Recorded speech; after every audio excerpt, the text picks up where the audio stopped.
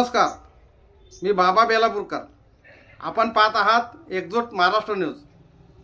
वंचित बहुजन आघाडीचे राज्य महासचिव प्राध्यापक किसन चव्हाण यांची एकजूट महाराष्ट्र न्यूजने मुलाखत घेतली. ते आम्ही तुम्हाला पुढे दाखवत आहोत. नमस्कार, सप्रेम जय भीम. आज 24 मार्च महाराष्ट्राच्या प्रस्थापित राजकारणाला हादरे देणारा आणि महाराष्ट्राची एकंदरीतच राजकीय कूस बदलवणारा वंचित बहुजन आघाडी हा जो पक्ष आहे, या पक्षाचा स्थापनेचा दिवस आहे. 24 मार्च 2019 रोजी महाराष्ट्रामध्ये बहुजनांचे नेते ॲडव्होकेट प्रकाश तथा बाळासाहेब आंबेडकर यांच्या नेतृत्वाखाली महाराष्ट्रातील वंचितांची मोठ बांधून इथल्या वंचितांना एकत्रित करून इथल्या प्रस्थापित पक्षांना पर्याय देण्यासाठी वंचित बहुजन आघाडी नावाचा पक्ष स्थापन झाला.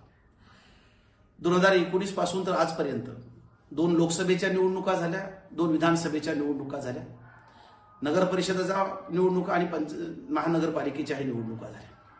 खरं म्हणजे हा जो पक्ष आहे हा शोषितांचा, उपेक्षितांचा, वंचितांचा, इथले आदिवासी, भटकी विमुक्त, मुस्लिम अशा सर्वांना एकत्रित करून खरं म्हणजे इथल्या प्रस्थापित पक्षाने या सगळ्यांचाच मतासाठी वापर केला. यांच्या मतावरती ते सत्तेवरती गेले, पिढ्यानपिढ्या सत्ता भोगल्या, वर्षानुवर्षे सत्ता भोगल्या. परंतु या समाजाच्या साठी मात्र भरीव असं त्यांना काही करता आलं नाही ना. यांना सत्तेतली भागीदारी देता आली. आपण नेहमीच म्हणतो की जिसकी जितनी संख्या भारी उसकी उतनी भागीदारी, पण तसं झालं नाही.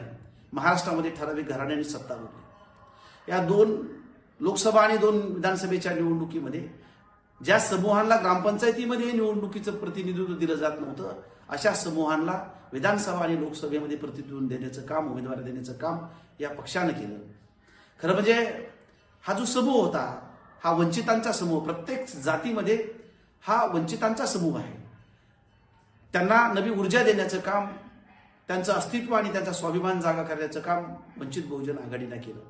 सुरुवातीला आमच्याकडे कुठली साधनं नसताना देखील आम्ही या सगळ्या निवडणुकांना सामोरं गेलो.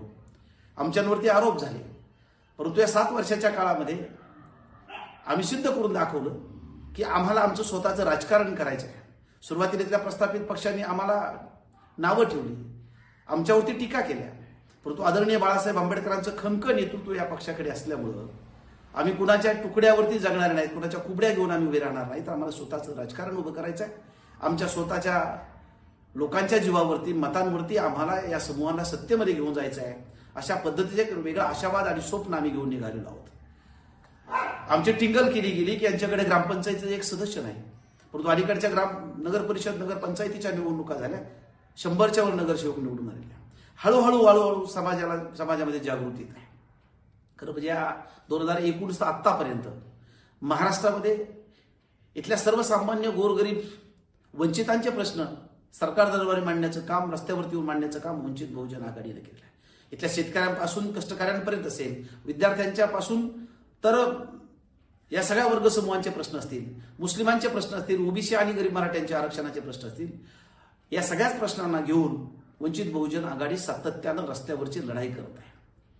महाराष्ट्रातील अतिक्रमणधारकांचे प्रश्न असतील, अनेक प्रश्न आहेत की त्या प्रश्न घेऊन आम्ही विधिमंडळावरती, अधिवेशनांवरती, विधिमंडळांच्या अधिवेशनावरती मोर्चे काढलेले आहेत. सरकारला जाब विचारलेला आहे. रस्त्यावरची येऊन लढाई केलेली आहे. लोकांवरती अन्याय अत्याचार होत असतील तर आमचे कार्यकर्ते रस्त्यावर येऊन लढाई करतात. पोलिसांची एवढी दादागिरी आणि मस्ती वाढलेली होती. परभणीच्या सोमनाथ सूर्यवंशीच्या प्रकरणामध्ये महाराष्ट्रानं, देशानं बघितलं की गावची लढाई, सोमनाथ सूर्यवंशी वडार समाजाचा पोरगा मारला, परंतु ती लढाई सुप्रीम कोर्टापर्यंत पक्षाचे नेते आदरणीय बाळासाहेब आंबेडकर घेऊन गेले आणि पोलिसांची मस्ती उतरण्याचं काम पक्षानं आणि वंचित बहुजन आघाडी त्याचप्रमाणे बाळासाहेब आंबेडकरांनी केलेलं आहे. अलीकडच्या काळामध्ये आपण बघतोय की ज्यांनी सत्ता भोगल्या त्यांनी सत्तेमध्ये असताना अनेक उद्योग करून ठेवलेत. म्हणून आज जे काही महायुतीचं सरकार आहे, या सरकारकडे आता जे शरद पवार राष्ट्रवादी काँग्रेस असेल किंवा उद्धव ठाकरे शिवसेना असेल किंवा काँग्रेस असेल, यांचे अनेक कारनामे त्यांच्याकडे असल्यामुळं या महायुतीचं जे सरकार आहे त्याच्या विरोधामध्ये अवाक्षरही काढण्याची हिंमत त्यांच्यामध्ये नाही. आज महाराष्ट्रामध्ये कोणती सत्ता नसताना, एकही आमदार नसताना आणि एकही खासदार नसताना वंचित बहुजन आघाडी रस्त्यावरची लढाई लढून सर्वसामान्यांचे प्रश्न मांडतायत. मग इथली बेरोजगारी असेल, इथले शिक्षणांचे 3-13 वाजलेले असतील, किंवा इथल्या तरुणांच्या हाताला रोजगार नसेल किंवा इथली महागाई असेल, असे अनेक प्रश्न असतील. अशा प्रश्नांना घेऊन आज महाराष्ट्रामध्ये इथल्या सत्ताधाऱ्यांना जाब विचारण्याचं काम वंचित बहुजन आघाडी महाराष्ट्रामध्ये जोरकसपणे करतात.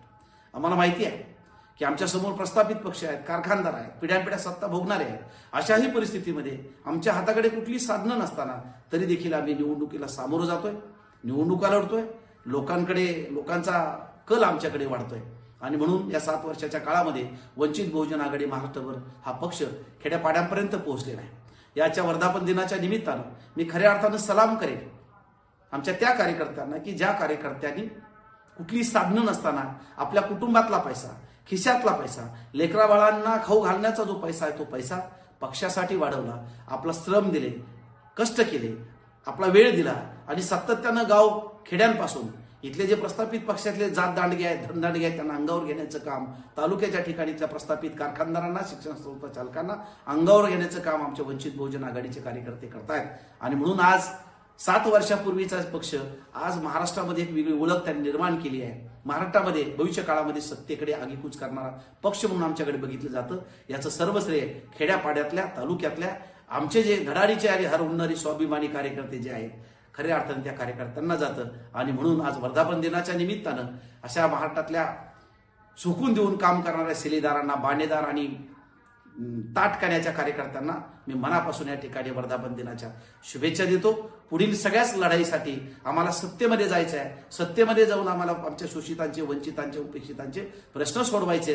हा जो संकल्प आहे, हे जे स्वप्न आदरणीय बाळासाहेब आंबेडकरांचं आहे, ते पूर्ण करण्यासाठी महाराष्ट्रातील आमच्या तमाम सगळ्या सैनिकांना, शिलेदारांना या ठिकाणी वंचित बहुजन आघाडीच्या वर्धापन दिनाच्या मनपूर्वक शुभेच्छा देतो. तुर्तास एवढेच. भेटूया पुढच्या बातमीपत्रात. जय हिंद, जय महाराष्ट्र.